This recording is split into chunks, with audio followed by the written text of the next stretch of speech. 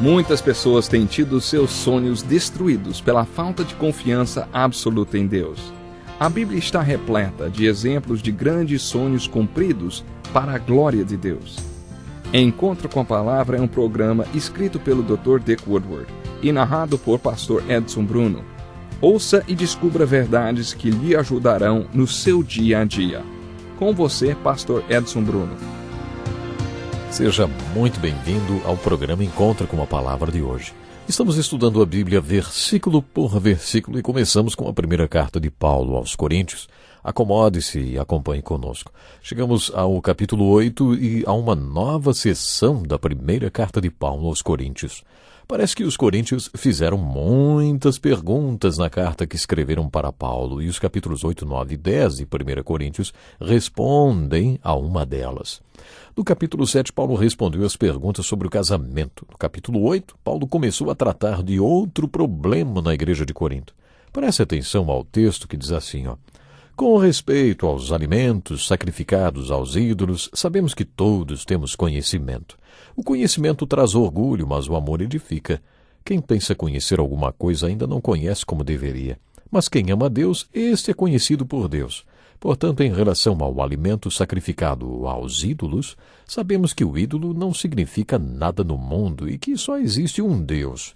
Pois mesmo que haja os chamados deuses, quer no céu, quer na terra, como de fato há muitos deuses e muitos senhores, para nós, porém, há um único Deus, o Pai, de quem vêm todas as coisas e para quem vivemos, e um só Senhor, Jesus Cristo, por meio de quem vieram todas as coisas e por meio de quem vivemos. Contudo, nem todos têm esse conhecimento. Alguns ainda habituados com os ídolos, comem esse alimento como se fosse um sacrifício idólatra, e como a consciência deles é fraca, fica contaminada. A comida, porém, não nos torna aceitáveis diante de Deus. Não seremos piores se não comermos, nem melhores se comermos. Contudo, tenham cuidado para que o exercício da liberdade de vocês não se torne uma pedra de tropeço para os fracos. Pois se alguém que tem a consciência fraca ver você que tem este conhecimento comer num templo de ídolos, não será induzido a comer do que foi sacrificado a ídolos? Assim, esse irmão fraco, por quem Cristo morreu, é destruído por causa do conhecimento que você tem. Quando você peca contra seus irmãos dessa maneira, ferindo a consciência fraca deles, peca contra Cristo. Portanto, se aquilo que eu como leva o meu irmão a pecar, nunca mais comerei carne, para não fazer meu irmão tropeçar. Qual foi o problema que Paulo abordou no capítulo 8? Devemos nos lembrar que antes de Paulo ir para Corinto e pregar o Evangelho, os coríntios eram idólatras. Eles tinham muito da cultura grega, e como os gregos supervalorizavam o conhecimento, eles eram quase como uma comunidade acadêmica que valorizava seus filósofos. Eles também valorizavam muito a oratória e a pessoa que sabia discursar e convencer outras pessoas através do seu discurso. Outro aspecto importante da cultura grega era a adoração a ídolos. O livro de Atos, no capítulo 17, descreve a ida de Paulo a Atenas. Dizem que era mais fácil encontrar um ídolo na cidade de Atenas do que um homem. Paulo ficou perturbado ao ver que a cidade inteira era idólatra. Tanto em Corinto como em Atenas, a idolatria era muito grande. Eles adoravam os ídolos e lhes ofereciam animais sacrificados. Depois, a carne destes animais sacrificados era vendida no mercado da cidade por um preço promocional. Alguns teólogos acreditam que a primeira igreja de Corinto, devido à perseguição aos cristãos, passava por dificuldades e que muitos cristãos passavam privações. Vimos no capítulo do casamento, no capítulo 7, que eram dias difíceis. O povo passava necessidade e, por isso, para eles, parecia perfeitamente normal e conveniente comprar carne mais barata no mercado, mesmo que tivesse sido oferecida a ídolos. Por outro lado, também havia aqueles que tinham a consciência muito aguçada, que talvez já tivessem se envolvido com a adoração a ídolos e com a imoralidade que a acompanhava. Alguns dos ídolos representavam o deus Eros, o deus do erotismo, que era adorado com práticas eróticas diante de sua imagem. Por isso havia prostitutas no templo, homens e mulheres e práticas homo- e heterossexuais, tudo como parte da adoração aos ídolos. Algumas pessoas, conforme Paulo se referiu, tinham a consciência fraca e sensível. Essas pessoas diziam que aquela carne estava associada à idolatria e a todo tipo de pecado imaginável. Essas pessoas não achavam certo comer uma carne que tinha sido usada na idolatria por causa de tudo que ela representava. Isso virou motivo de discussão na igreja de Corinto. Parece que foi aí que eles escreveram uma carta para Paulo, conforme ele mencionou no capítulo 7, perguntando o que Paulo tinha a dizer a este respeito. Qual foi a resposta de Paulo? Ele começou meditando a respeito do conhecimento. O conhecimento era muito importante para os gregos. Poderíamos dizer que a vida deles era voltada para adquirir conhecimento e estudar. Paulo começou enfocando o conhecimento, dizendo que o conhecimento traz orgulho e o amor edifica. Logo de início, Paulo comparou o conhecimento e o amor, dizendo que a questão não é o conhecimento que você tem ou deixa de ter, mas sim o quanto você ama. A questão não é se é certo ou errado, mas sim o quanto você ama ou deixa de amar o seu irmão que, na sua opinião, está errado.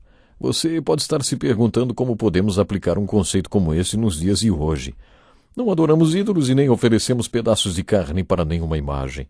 Também não compramos carne mais barata por ter sido oferecida a ídolos. Vamos estudar este capítulo da mesma forma que estudamos o capítulo do amor, descobrindo os princípios nele contidos e como aplicá-los. Quais são os princípios que descobrimos neste texto, hein? Muito bem, poderíamos dizer que este assunto não é nem preto nem branco, é cinza. Não podemos ser taxativos a respeito dele. Não temos nenhuma dúvida que é pecado roubar. Existe um mandamento que diz, não furtarás. É preto no branco. Não matarás, não adulterarás. Não há o que discutir a respeito, é não e pronto. É tudo preto no branco. Mas essas questões do capítulo 8 que Paulo tratou com os coríntios não é assim tão preto no branco, não é verdade? São coisas cinzas, não dá para definir muito bem. A questão desse capítulo tinha a ver com a carne que era oferecida aos ídolos e que depois era vendida com desconto. Isso era certo ou errado? Não podemos dizer com certeza. Alguns diziam que não tinha nenhum problema com a carne oferecida aos ídolos, porque o ídolo não passava de um pedaço de concreto, ouro, prata ou madeira. Isso não tinha nada a ver com o Cristo vivo, nem com o Deus vivo que conhecemos. Por isso não tinha nenhum problema em comer aquela carne. E isso era totalmente aceitável para os crentes de Coríntios, principalmente aqueles que estavam passando por dificuldades financeiras por causa da sua fé. Mas Paulo começou alertando aqueles irmãos. Acompanhe comigo o versículo 7, ele diz assim, contudo, nem todos têm esse conhecimento. Alguns, ainda habituados com os ídolos, comem esse alimento como se fosse um sacrifício idólatra. E como a consciência deles é fraca, fica contaminada.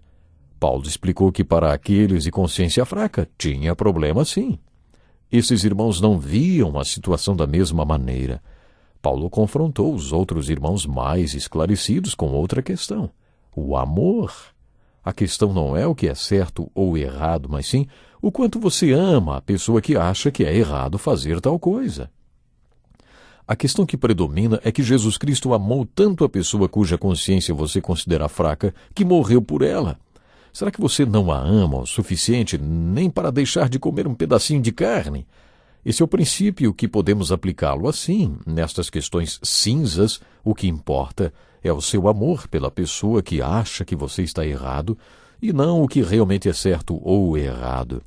Pense em alguma coisa na sua vida ou na sua igreja que, na sua opinião, não seja problema nenhum fazer, porque você não tem a consciência fraca e é uma pessoa esclarecida. Mas existem pessoas na sua igreja que não enxergam como você. Elas têm a consciência fraca. Alguns chamam estas pessoas de bitoladas. Para essas pessoas, tal coisa é errada, e se elas souberem que você está fazendo, vão ficar chocadas, vão ficar escandalizadas. É claro que alguns se perguntam por que a liberdade deles tem de ser limitada pela fraqueza de alguém, ou por que tem de abrir mão da sua liberdade porque um irmão ou uma irmã é fraco. E aí entra a palavra amor. É por isso que não importa o conhecimento que você tenha. O conhecimento nos faz orgulhosos, mas o amor edifica. É o amor que está em foco neste capítulo. Jesus amou tanto este irmão que morreu na cruz por ele. E você, quanto ama o seu irmão, hein? Para respondermos estas perguntas, vamos tomar um caminho com duas trilhas. Uma é a convicção do Espírito Santo. De acordo com o Espírito Santo, o que é certo e o que é errado para mim, hein? Esta é uma das trilhas que vamos tomar, mas devemos considerar outra trilha. Será que amo o irmão que acha que estou fazendo alguma coisa errada? Ele tem suas próprias razões, talvez seja fraco, ou tenha pecados, ou dificuldades com certos pecados, e o que eu estou fazendo pode vir a ser tropeço para ele. Devemos considerar o que é certo e errado baseados em nossas próprias convicções. Depois, baseados no meu amor pelos que estão ao meu redor, e aí então reconsiderar nosso conceito de certo e errado. Onde Paulo queria chegar? O princípio não é o conhecimento. O princípio não é o que é certo ou errado. O princípio é o quanto você ama aquele irmão que pensa diferente de você. É claro que todos temos liberdade no espírito, desde que sua liberdade não incomode seu irmão. Preste atenção no que Paulo fala nos versículos de 9 a 11. Ele diz assim, Contudo, tenham cuidado para que o exercício da liberdade de vocês não se torne uma pedra de tropeço para os fracos. Pois se alguém que tem a consciência fraca ver você que tem este conhecimento comer num templo de ídolos, não será induzido a comer o que foi sacrificado a ídolos? Assim, esse irmão fraco por quem Cristo morreu é destruído por causa do conhecimento que você tem. Paulo usa mais uma vez a palavra portanto no versículo 13 e concluiu o seu ensino. Portanto, se aquilo que eu como leva o meu irmão a pecar, nunca mais comerei carne, para não fazer meu irmão tropeçar. Agora quero perguntar, você tem bem definido na sua mente o que é certo e o que é errado? Você sabe definir o que agrada e o que não agrada ao Senhor? Não estou falando sobre aquilo que é preto no branco. Quero saber principalmente se você é um líder e está sempre sendo observado.